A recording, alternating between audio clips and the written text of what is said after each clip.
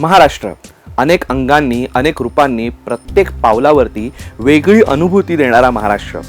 दर 12 मैलांवरती भाषा बदलते म्हणतात, तसंच महाराष्ट्र देखील बदलतो. आपली मराठी भाषा, आपली मराठी संस्कृती, आपला मराठी इतिहास हा काहीतरी वेगळंच रूप घेऊन आपल्यासमोर दरवेळी उभा राहतो. प्रत्येक भागात म्हणजे खानदेश, कोकण, विदर्भ, पश्चिम महाराष्ट्र या सर्वच भागात आपण शोध घेतला तर आपल्याला काहीतरी वेगळं, अपरिचित गवसत जातं. परंतु त्यासाठी आपल्या रोजची मळलेली वाट सोडून आडवाटेवरती जावं लागतं. याच आडवाटेवरच्या महाराष्ट्राचा शोध घेण्याचा प्रयत्न या मालिकेतून. आडवाटेवरचा महाराष्ट्र या मालिकेतून अशाच बऱ्याचशा अपरिचित, फार प्रसिद्धीस न आलेल्या परंतु महाराष्ट्राच्या जडणघडणीच्या दृष्टीने अतिशय महत्त्वाच्या अशा सर्व ठिकाणांचा वेध घेण्याचा आम्ही प्रयत्न करणार आहोत. तर आजचा पहिला भाग मराठीतील आद्य कवी मुकुंदराज सिद्धाचा. नमस्कार, मी हर्षद वैद्य कॅमेरामन रोहितसह हिंदुस्तान पोस्टमध्ये आपल्या सर्वांचं स्वागत करतो. विषयाला सुरुवात करण्याआधी तुम्हाला मी एक गोष्ट सांगतो. एकदा एका राजाला आपल्याला ब्रह्मदर्शन व्हावे अशी इच्छा झाली. त्याने राज्यात सर्वत्र दवंडी पिटली. ज्या कुठल्या साधू संतांमध्ये, सिद्ध पुरुषांमध्ये हे सामर्थ्य असेल त्या सिद्धाने माझ्याकडे यावं आणि मला ब्रह्मदर्शन घडवावं अशी त्याने दवंडी पिटली. आता राजानेच ही कामगिरी सांगितल्यावरती अनेक जण पुढे यायला लागले. परंतु अनेक साधू संत महात्मे राजाला ब्रह्मदर्शन घडवण्यास असमर्थच ठरले. राजा या ब्रह्मदर्शन न घडवणाऱ्या साधूंसोबत अतिशय क्रूरपणे वागत असे. या साधूंची रवानगी तो थेट तुरुंगातच करत असे आणि त्या तुरुंगात डांबलेल्या साधूंकडनं तो तलाव खोदण्याचे, चक्की ओढण्यासारखी कामं करून घे. या स्थितीचा सर्वत्र डंका पसरला. ही परिस्थिती समजल्यावरती एका साधूने निश्चय केला की या राजाला ब्रह्मदर्शन घडवायचेच. तो राजधानीकडे निघाला. मजल दर मजल करत तो राजधानीच्या ठिकाणी पोहोचला. राजधानीत गेल्यावर तो साधू राजाला भेटला आणि त्याने सांगितले, मी सांगतो तसं केलंस तरच तुला ब्रह्मदर्शन घडेल असा आदेशच त्याने दिला. त्या साधूने राजाला घोड्यावर बसण्यास सांगितलं. राजा घोड्यावर बसताच त्या साधूने राजाला वेताच्या छडीने सपासप मारायला सुरुवात केली. छडीचा फटका बसताच राजाची समाधी लागली आणि त्या समाधीतच राजाला ब्रह्मदर्शन घडले.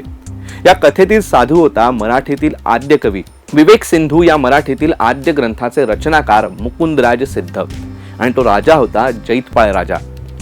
ह्या मुकुंदराज सिद्धांचा हा जो काळ आहे हा अजूनही विवादास्पद आहे.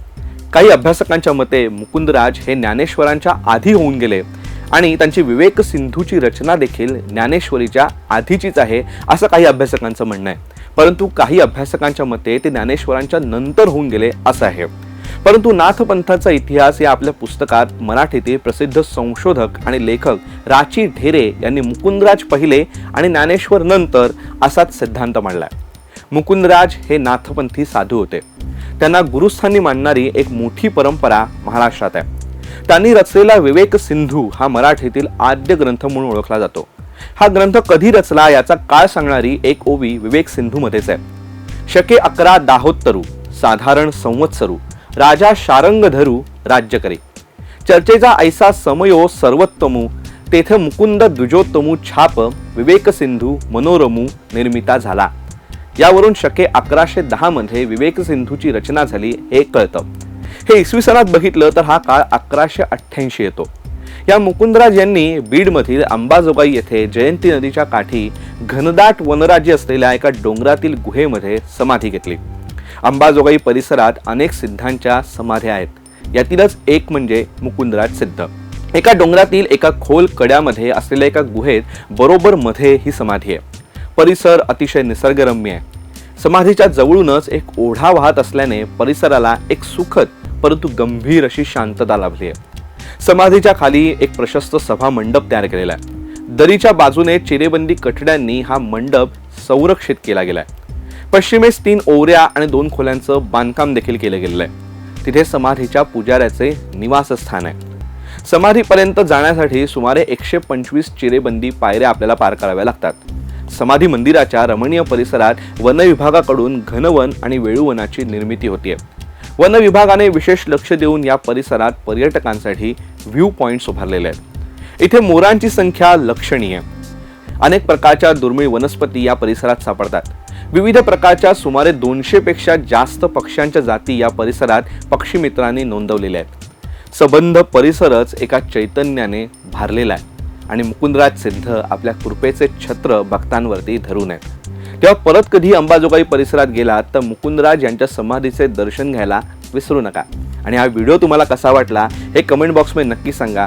अशीच या आडवाटेवरचा महाराष्ट्र या मालिकेमध्ये अशाच कुठल्या आडवाटेवरच्या ठिकाणांची माहिती तुम्हाला ऐकायला आवडेल ती ठिकाणं सुद्धा आम्हाला कमेंट बॉक्समध्ये नक्की सांगा.